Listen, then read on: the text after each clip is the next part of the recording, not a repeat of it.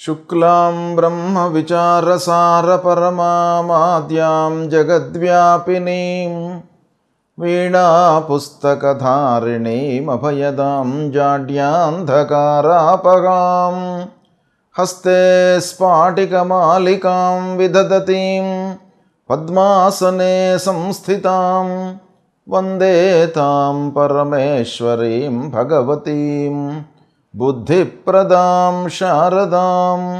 श्री महागणाधिपतये नमः। श्री महासरस्वत्यै नमः। श्री गुरुभ्यो नमः। ఆంగ్ల నూతన సంవత్సరం 2025వ సంవత్సరానికి స్వాగతం. ఈ 2025వ సంవత్సరంలో మీరందరూ కూడాను సుఖ సంతోషాలతో ఉండాలని ఆ భగవంతుణ్ణి ప్రార్థిస్తున్నాను. అన్ని విధాలుగా శుభం జరగాలి అని చెప్పేసి మీ అందరినీ కూడాను ఆశీర్వదిస్తున్నాను. 2025వ సంవత్సరంలో ద్వాదశ రాశుల వారికి గోచార ఫలితాలు ఎలా ఉంటాయి అనేవి తెలుసుకునే ముందుగా నెలవారీ ఫలితాలలో భాగంగా 2025వ సంవత్సరము జనవరి మాసంలో మిథున రాశిలో జన్మించినటువంటి వారికి గోచార ఫలితాలు ఎలా ఉన్నాయో తెలుసుకుందాం. ముందుగా మిథున రాశి జాతకులకు ముఖ్యమైనటువంటి గ్రహాలు ఏ ఏ స్థానాలలో సంచరిస్తున్నాయి అని చూసినట్టయితే సూర్యుడు సప్తమ అష్టమ స్థానాలలో సంచరిస్తున్నాడు, ఇది ప్రతికూలం. అంగారకుడు ద్వితీయ జన్మస్థానాల్లో సంచరిస్తున్నాడు, ఇది కూడాను ప్రబల ప్రతికూలం. బుధుడు 6, 7, 8 స్థానాల్లో సంచరిస్తున్నాడు, ఇది అనుకూలంగా ఉంటుంది. గురు ద్వాదశ స్థానంలో సంచరిస్తున్నాడు, ప్రతికూలంగా ఉన్నాడు. శుక్రుడు అష్టమ భాగ్యస్థానాల్లో సంచరిస్తున్నాడు, అనుకూలంగా ఉన్నాడు. శనైశ్వరుడు భాగ్యస్థానంలో సంచరిస్తున్నాడు, ప్రతికూలంగా ఉన్నాడు. రాహు దశమ స్థానంలో సంచరిస్తున్నాడు, ప్రతికూలంగా ఉన్నాడు. కేతువు అర్ధాష్టమ స్థానంలో సంచరిస్తున్నాడు, ప్రతికూలంగా ఉన్నాడు. ఈ విధంగా గ్రహాలు ఈ మాసవారీ ఫలితాలపై ప్రభావాన్ని చూపించేటువంటి గ్రహాలలో బుధుడు శుక్రుడు అనుకూలంగా ఉన్నారు. మిగతా గ్రహాలన్నీ కూడాను ప్రతికూలంగా ఉన్నాయి ఈ జనవరి మాసంలో. కాబట్టి మిథున రాశిలో జన్మించినటువంటి వాళ్ళు కొంత జాగ్రత్తగా నిర్ణయాలు తీసుకోవాలి, ఆచితూచి వ్యవహరించాలి. 1కి 4 సార్లు ఆలోచించి నిర్ణయాలు తీసుకోవడము మంచిది.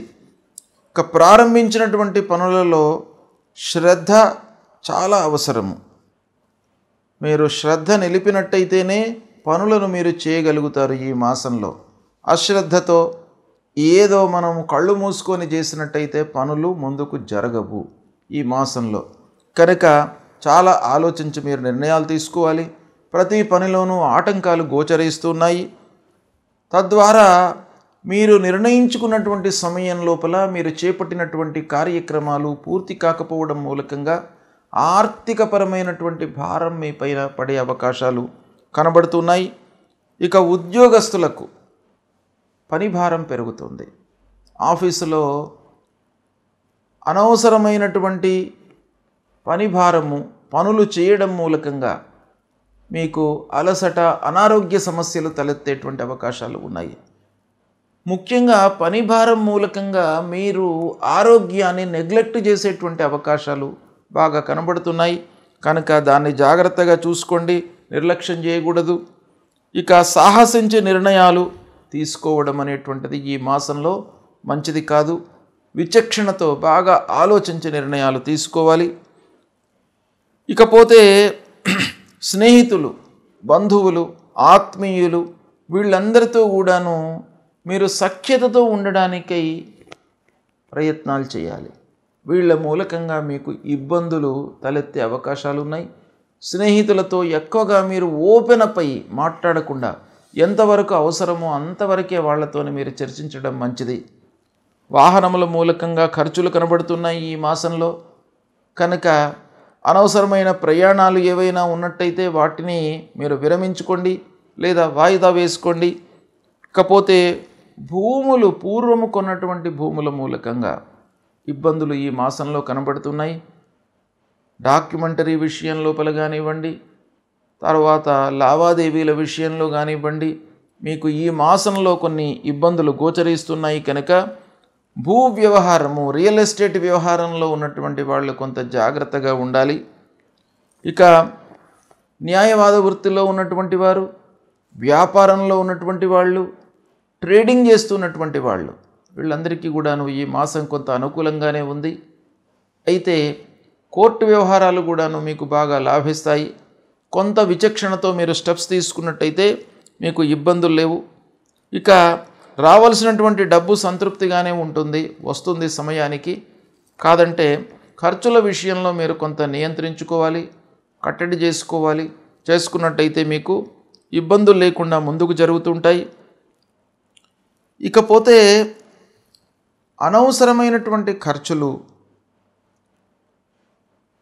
ఇంటి మరమ్మతులు, వాహనముల రిపేర్లు, ఇలాంటివి మీకు ఫోర్స్డ్గా ముందుకు వచ్చే అవకాశాలు ఈ మాసంలో కనబడుతున్నాయి కనుక వాటిని కట్టడి చేసుకోండి. చేసుకున్నట్టయితే మీకు ఇబ్బందులు ఉండవు. ముఖ్యమైనటువంటి పనులు చేసేటువంటి సమయంలో డబ్బు కొరత అనేటువంటిది లేకుండా ఉంటుంది. కాబట్టి ప్రణాళికాయుతంగా మీరు పనులు చేపట్టాలి. ఇక ముఖ్యంగా ఇంటి వాతావరణం మీకు బాగా కలిసి వస్తుంది.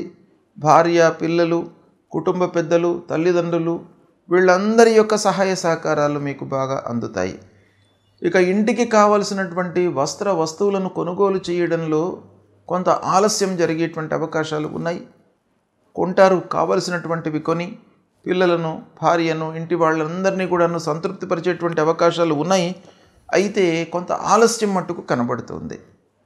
ఇక సాహిత్య రంగంలో ఉన్నటువంటి వారికి, వ్యవసాయదారులకు, పారిశ్రామికవేత్తలకు, వీళ్ళందరికీ కూడాను ఈ మాసం కొంత అనుకూలంగానే ఉంటుంది. బ్యాంకు ఉద్యోగస్తులకు, సాఫ్ట్వేర్ రంగంలో ఉన్నటువంటి వారికి, మీడియా రంగంలో ఉన్నటువంటి వాళ్లకు, వీళ్ళందరికీ కూడాను ఈ మాసం అనుకూలిస్తుంది. ముఖ్యంగా ఈ మాసంలో సప్తమ స్థానంలో బుధుడితో పాటుగా సూర్యుడు కూడాను ఉన్నాడు. బుధాదిత్య యోగము ఉంది. మొదటి వారం అంటే మొదటి 4 రోజులే ఉంది బుధాదిత్య యోగం. దాని తర్వాత మళ్ళీ ధనుస్సులోకి వస్తున్నాడు బుధుడు. కనుక ఈ బుధాదిత్య యోగం మూలకంగా కొన్ని మీకు పాజిటివ్ పాయింట్స్ ఉండేటువంటి అవకాశాలు ఉన్నాయి. కనుక ట్రేడింగ్ చేస్తున్నటువంటి వాళ్ళు, అంటే వ్యాపారము, పార్ట్నర్షిప్లో ఎవరైతే చేస్తున్నారో వాళ్ళు కొంత జాగ్రత్తలు తీసుకోవాలి. మిగతా స్వతహాగా చేస్తున్నటువంటి వాళ్లకు ఇబ్బంది లేదు, కానీ ఎవరైతే పార్ట్నర్షిప్లో వ్యవహారం చేస్తున్నారో వాళ్ళు కొంత జాగ్రత్తలు తీసుకోవాలి. అనవసరమైనటువంటి ఆలోచనలు లేకుండా మానసికంగా, శారీరకంగా మీరు ఒక నిశ్చలమైనటువంటి విధానంతో ముందుకు వెళ్ళినట్టయితే మీకు ఇబ్బందులు లేకుండా ఉంటాయి. అయితే సమాజంలో మీకు గౌరవ మర్యాదలు పూర్వముతో పోల్చినట్టయితే కొంత ఇంక్రీజ్ అవుతాయి. కానీ ఇంకనూ మీరు గౌరవ మర్యాదల కొరకై, మంచి పేరును సంపాదించుకోవడానికై, పలుకుబడి కొరకై మీరు ఇంకా కొన్ని స్టెప్స్ తీసుకోవాల్సి ఉంటుంది. ఇక పిల్లల వివాహాది శుభకార్యాల విషయంలో మీకు అనుకూలిస్తుంది, కలిసి వస్తుంది. పిల్లల చదువు విషయం లోపల కూడాను అనుకూలిస్తుంది.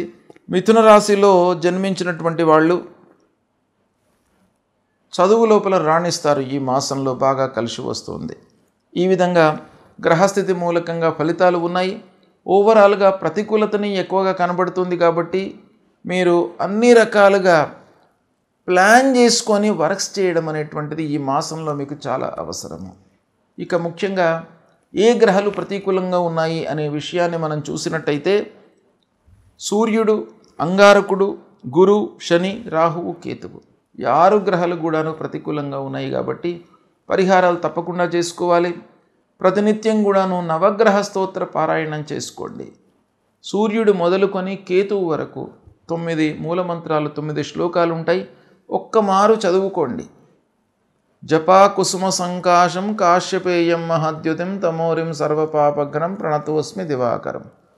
తర్వాత అంగారకుడికి సంబంధించినటువంటిది దధిశంక దుషారాభం క్షీరోదారణ సంభవం నమామి శశనం శోభం శంభోర్ మకుడభూషణం. ఇది చంద్రుడికి సంబంధించినటువంటిది.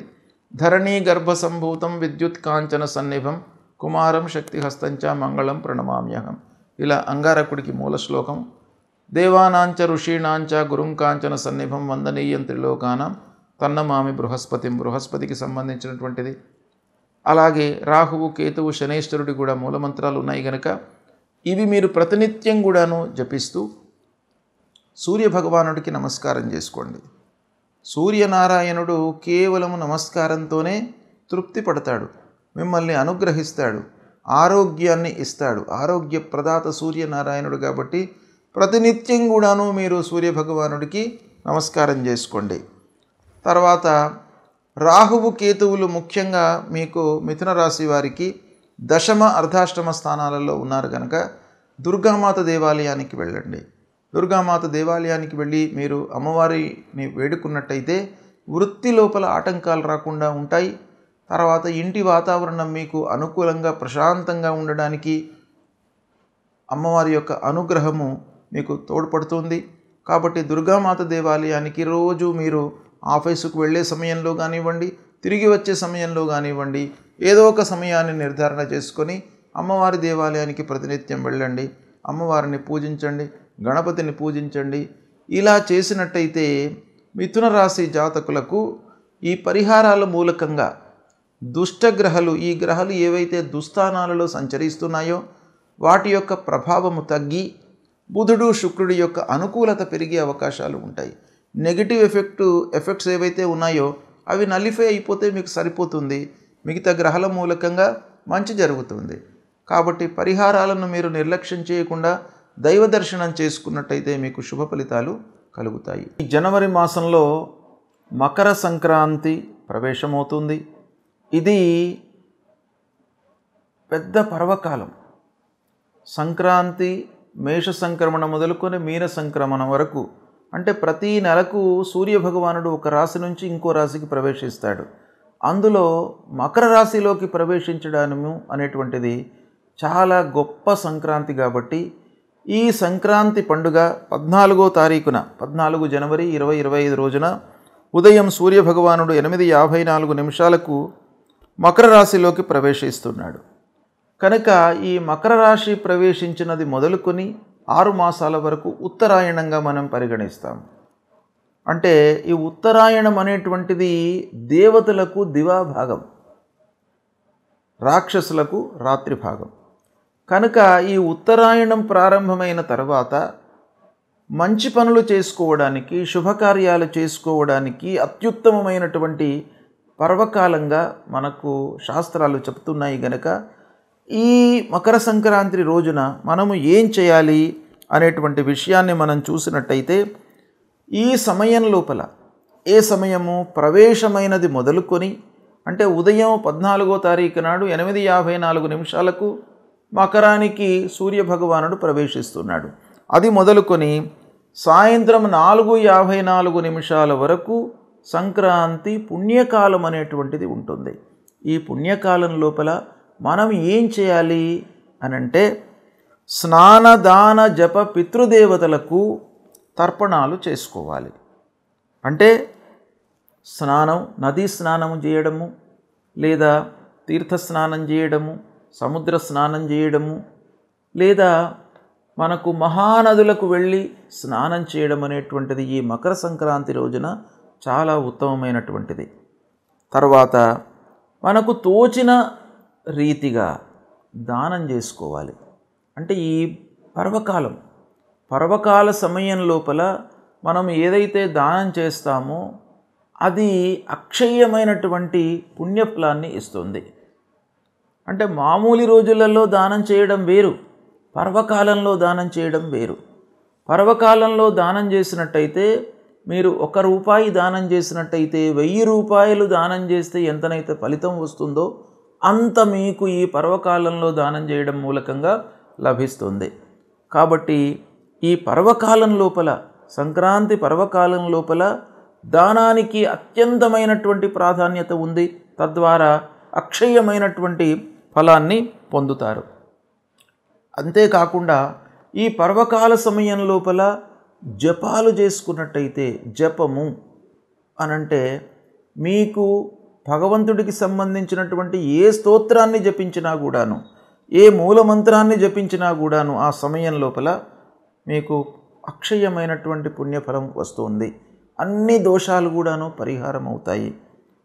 అంతేకాకుండా ముఖ్యమైనటువంటి విషయం ఏంటంటే, ఈ పర్వకాలం లోపల పితృదేవతలకు సంబంధించి తల్లిదండ్రులు అత్యంత ముఖ్యమైనటువంటి వాళ్ళు మనకు జీవితం లోపల. వాళ్ళ మూలకంగానే మనం ఈ భూమి మీదికి వచ్చాము, జీవనాన్ని కొనసాగిస్తున్నాం. కాబట్టి వాళ్ళ విషయమై, పితృదేవతల విషయమై ఈ పర్వకాలంలో ఎవరైతే శ్రాద్ధాదులు వాళ్ళ విషయం లోపల మనకు దానాదులు కానీ ఇవన్నీ చేస్తారో అప్పుడు ఆ పితృదేవతలు అనుగ్రహిస్తారు. కనుక ఈ పర్వకాలంలో ఇవన్నీ కూడాను చేసుకోవాలి. అంతేకాకుండా ముత్తైదువలు, సువాసినులు ముఖ్యంగా ఈ పర్వకాలం లోపల గౌరీదేవికి పూజ చేసుకున్న తర్వాత వాళ్లకు తోచినటువంటి నోములు ఇవ్వడం అనేటువంటిది కూడా ప్రధానంగా మనకు శాస్త్రంలో చెప్పబడి ఉంది. కాబట్టి ఇవి ఆచరించినట్టయితే మనకు మకర సంక్రాంతి పుణ్యకాలం లోపల చేసినటువంటి ఫలితము అక్షయ పుణ్యఫలాన్ని ఇస్తుంది అని శాస్త్రం చెప్తుంది. కనుక ఇది ఆచరించండి, శుభ ఫలితాలను పొందండి. శుభం.